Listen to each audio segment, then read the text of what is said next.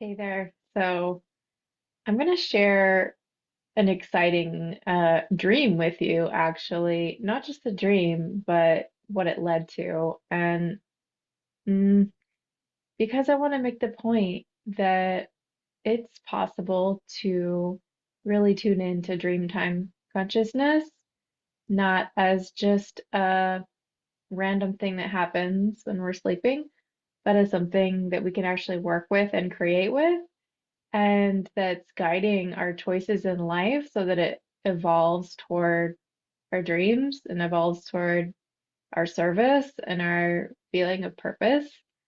Um, Honestly, I'm so blown away by how this process in my own life has just been accelerating. And maybe you can feel the shift into the new year. It's like accelerating at a accelerated rate this year. It's like, wow. And maybe you're not feeling that, but it's also possible that when there are sharper contrasts, when there are more challenging or heavy things arising more quickly, that's the same phenomenon. Um, it's a bringing up of an alchemical process, so to speak. And the good news is that the first step in any journey, whether it's starting out with a crisis or challenge, or whether it's starting out with a dream that feels really exciting and hopeful, is support, support, support, support of all the kinds. And that's what my dream is about. And so in my dream, I was in the middle of a circle of women, actually, and we were each having our turn to express ourselves through dance and to be witnessed by everyone else. But when it came to be my turn, um, all of a sudden, I was back in the body that I was living in 2 years ago, 2+ years ago, and I was completely crippled, um, paralyzed on the floor, couldn't move, heavy, in pain, very compressed, uh, fibromyalgia, neuropathy, yeah, dizzy, unable to get up off the floor.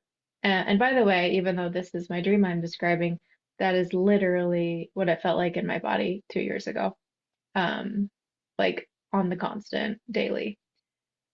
Okay, with little windows where it'd come out and then crash back. Anyway, that's the story for another video. But okay, so in the dream, all of a sudden it's my turn. It's my turn to express myself. It's my turn to dance and be beheld. And all of a sudden my body is just heavy, flat, painful on the floor. But somehow, even though that was happening, I was located right in the middle of the circle, exactly where I was supposed to be.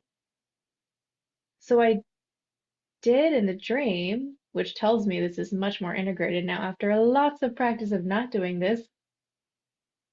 In the dream, instead of collapsing into victim consciousness, I just opened my perceptory field and I let out the question, what now?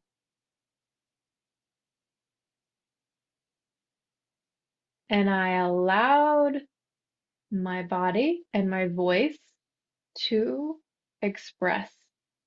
And what happened was each of my hands reached out to either side slowly in the darkness, and I heard my voice saying, I need help. Help me dance. Help me dance. And in the dream, it was only a matter of seconds before there was a lovely hand here and a lovely hand there. And I began to feel them, and that contact and that exchange uh, helped my body start to be able to get a little bit lighter and to move a little bit more. And then to feel the exciting pressure of the contact lifting me up onto my feet. All of a sudden, I didn't have pain in my body. My body was not heavy. And before I knew it, not only was I dancing and moving and swirling, but I was actually floating in the air and doing somersaults as if I was, a magic fairy. And I was very aware in the dream, even though it was a dream, I was like, how is this possible? It happened so fast just from that help. And it was the right kind of help because it did not hesitate. It was present. It was clear. It was there for me. It was strong. And it didn't do it for me. It didn't lift me up. It just showed me the edges of myself so I could know myself, so I could feel my way off of the floor and into my dance. And I could stop there. What a beautiful dream, right? Beautiful. I could just end it there. It was less than a week. It was only a few days later that I synchronistically found my next coach. Uh, this whole process of becoming, I have invested in myself, I've invested in my health, I've invested in my heart, I've invested in my career. And this is the biggest investment I have made in my career. A very, very large sum of money was just processed on that day, a few days after my dream, which I was not planning on doing, was not planning on spending that money. Thought I was already good on what I'd spent money on for the beginning of the year, but Spirit had, universe, God had surprises for me. Dreamtime consciousness had surprises for me. And because in the dream I asked, something was sent my way.